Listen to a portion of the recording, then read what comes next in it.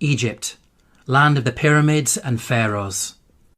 One of the most studied and scrutinized civilizations of the ancient world, and yet it remains veiled in mystery. In this video, we are going to see that the Quran reveals secrets about Egypt that until recently were lost to mankind.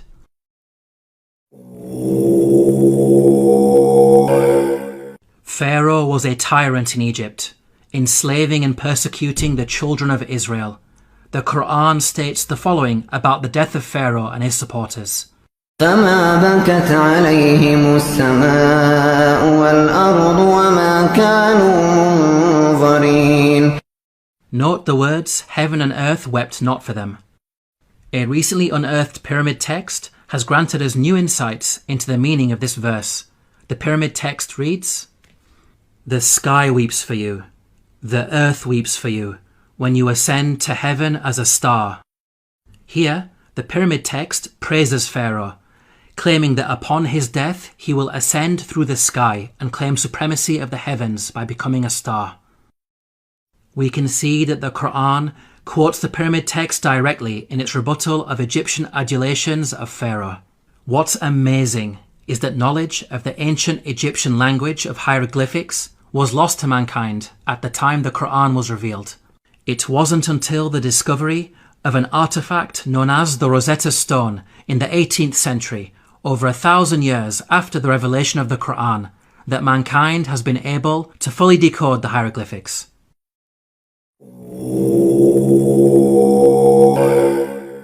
When you hear the word Pharaoh, what comes into your mind? Most people think of the supreme ruler of Egypt. This is correct, but the word did not always refer to the supreme ruler. Ancient Egyptian history is divided into different periods. The word Pharaoh, Egyptian Perah, had different meanings depending on the period of Egyptian history. Historically, the word Pharaoh only started being used as a title for the supreme ruler much later in Egyptian history, during the New Kingdom period. Before this, the word meant great house and was used to refer to the royal palace. The Encyclopedia Britannica states, Pharaoh, originally the royal palace in ancient Egypt. The word came to be used for the Egyptian king under the New Kingdom. Let's now analyze the Quran's accounts about Egypt in light of these historical facts. Like the Bible, the Quran discusses the prophets Joseph and Moses, who both spent time in Egypt. Joseph is dated by scholars to either the Middle Kingdom or Second Intermediate period, well before Pharaoh meant ruler.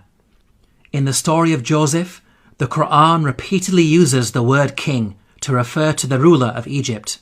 He is never once called Pharaoh. Moses is dated by scholars to the New Kingdom period.